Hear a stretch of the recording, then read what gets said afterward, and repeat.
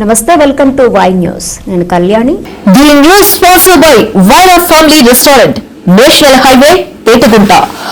నోరూరించే వంటకాలు, అసలైన మసాలా దమ్ముతో అదిరిపోయే నాన్ వెజ్ రుచులు మీకోసం. విచ్చేయండి Vaira family restaurant, national highway, Petagunta, Tuni మండలం, కాకినాడ జిల్లా.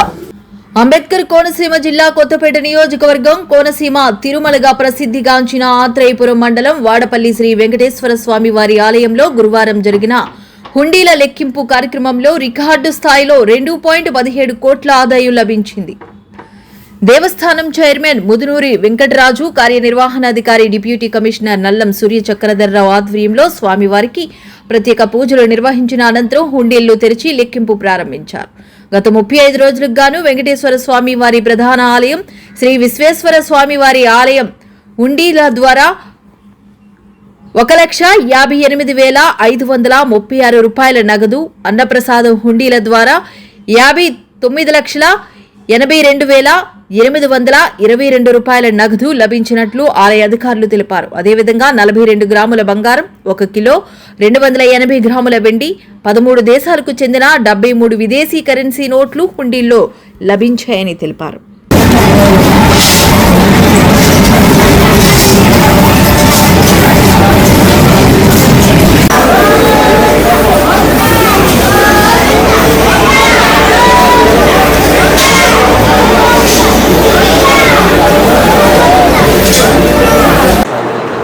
ఓం నమో వెంకటేశాయ నమః. ఆత్రేయపురం మండలం వాడపల్లి గ్రామంలో వేయించేస్తున్న స్వయంభూ వెంకటేశ్వర స్వామి వారి ఆలయంలో ఈ రోజున మరి హుండీలు తెరవగా 35 రోజులకు గాను 2,17,83,358 రూపాయలుగా రావడం జరిగింది. అలాగే బంగారం 42 గ్రాములు 400 మిల్లీగ్రాములు, వెండి 1 కేజీ 240 గ్రాములు వచ్చింది. మరియు 13 విదేశీ దేశాల నుండి 73 విదేశీ కరెన్సీ నోట్లు కూడా వచ్చినాయి.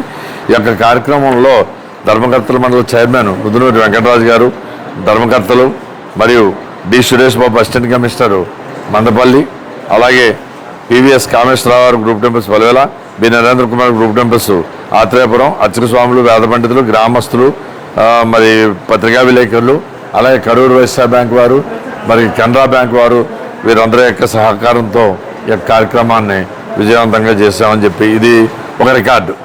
దేవస్థానంలో అత్యధికంగా రికార్డు స్థాయి కలెక్షన్ అని చెప్పేసి భక్తులందరికీ కూడా నేను మనవి చేసుకుంటున్నాను. ఓం నమో వెంకటేశాయ నమః.